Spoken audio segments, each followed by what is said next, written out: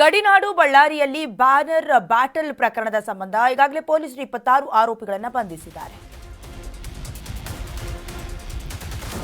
ಬಳ್ಳಾರಿಯಲ್ಲಿ banner battle ಪ್ರಕರಣದ ಸಂಬಂಧ 26 ಆರೋಪಿಗಳನ್ನು ಪೊಲೀಸರು ಬಂಧಿಸಿದ್ದಾರೆ.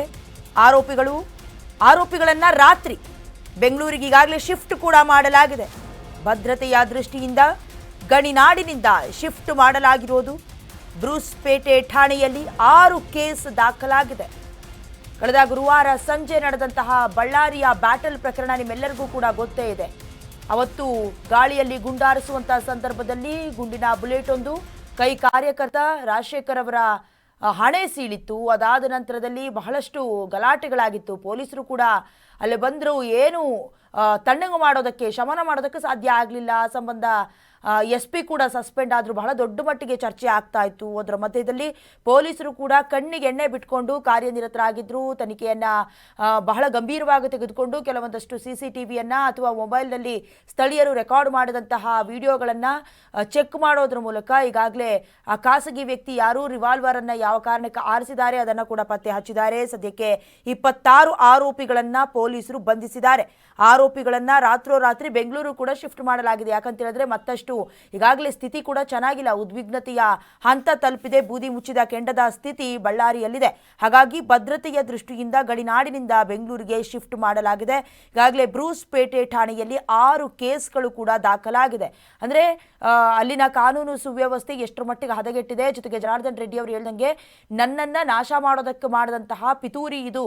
ಕೇವಲ 20 ಮೀಟರ್ ದೂರದಲ್ಲಿದ್ದಂತಹ ವ್ಯಕ್ತಿಯ ಮೇಲೆ ಗುಂಡಾರಿಸಲಾಗಿತ್ತು. ಬಟ್ ಟಾರ್ಗೆಟ್ ಮಾಡಿದ್ದು ಮಾತ್ರ ನನಗೆ ಅನ್ನೋದಾಗಿ ಆರೋಪಿಸಿದ್ರು. ಅದಾದ ನಂತರದಲ್ಲಿ ಭರತ್ ರೆಡ್ಡಿ ಅವರು ಕೂಡ ನಾನು ಸೇಡನ್ನು ತೀರಿಸ್ಕೊಳ್ತೀನಿ ಅಂತ ಹೇಳಿದ್ರು. ಹಾಗಾಗಿ ಬಹಳ ದೊಡ್ಡ ಮಟ್ಟಿಗೆ ಮತ್ತೊಂದು ಹಂತಕ್ಕೆ ಹೋಗೋದು ಬೇಡ ಅಂತ ಈ ರೀತಿ ಶಿಫ್ಟ್ ಮಾಡ್ಕೊಂಡಿರೋದು. ಫೈರಿಂಗ್ ಮಾಡಿದ ಗುರುಚರಣ್ ಸಿಂಗ್ ಅರೆಸ್ಟ್ ಆಗಿದ್ದಾರೆ. ಗುರುಚರಣ್ ಮನೆಯಲ್ಲಿ ಪೊಲೀಸ್ ಪಂಚನಾಮೆ ನಡೆಸುತ್ತಿದ್ದಾರೆ.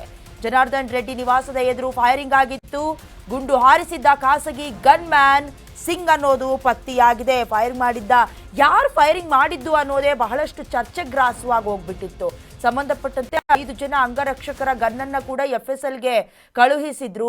ಯಾವ ಗನ್ನಿಂದ ಬುಲೆಟ್ ಪಾಸ್ ಆಗಿದೆ, ಯಾಕಂದ್ರೆ ಕೆಳಗೆ ಬಿದ್ದಿದ್ದಂತಹ ಕ್ಯಾಪ್ನ ಅನ್ವಯ FSLಗೂ ಕೂಡ ಮಡಿವಾಳ ಕಳಿಸ್ಕೊಟ್ಟಿದ್ರು FSL ಕಚೇರಿಗೆ. ಅದಾದ ನಂತರದಲ್ಲಿ ಗುರುಚರಣ್ ಮನೆಯಲ್ಲಿ ಈಗ ಪೊಲೀಸರು ಪಂಚನಾಮೆಯನ್ನು ನಡೆಸ್ತಾ ಇದ್ದಾರೆ. ಫೈರಿಂಗ್ ಮಾಡಿದ್ದು ಗುರುಚರಣ್ ಸಿಂಗ್ ಅನ್ನೋದು ಗೊತ್ತಾಗಿದ್ದು ಈಗಾಗಲೇ ಅರೆಸ್ಟ್ ಕೂಡ ಆಗಿರೋದು.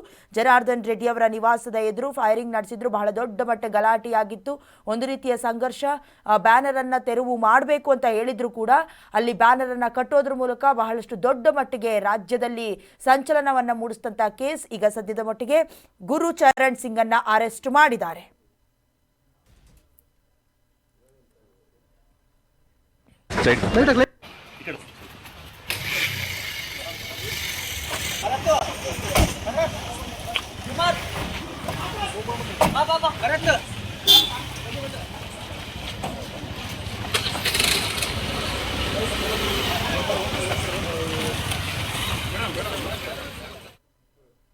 ಬಳ್ಳಾರಿಯಲ್ಲಿ ಕೈಕಮಲ ಕಾರ್ಯಕರ್ತರ ನಡುವೆ ಘರ್ಷಣೆಯಾಗಿದೆ. ಅರೆಸ್ಟ್ ಆಗಿದ್ರ ಬಗ್ಗೆ IGP ವರ್ತಿಕಾ ಕಟಿಯಾರ್ ರಿಯಾಕ್ಟ್ ಮಾಡಿದ್ದಾರೆ.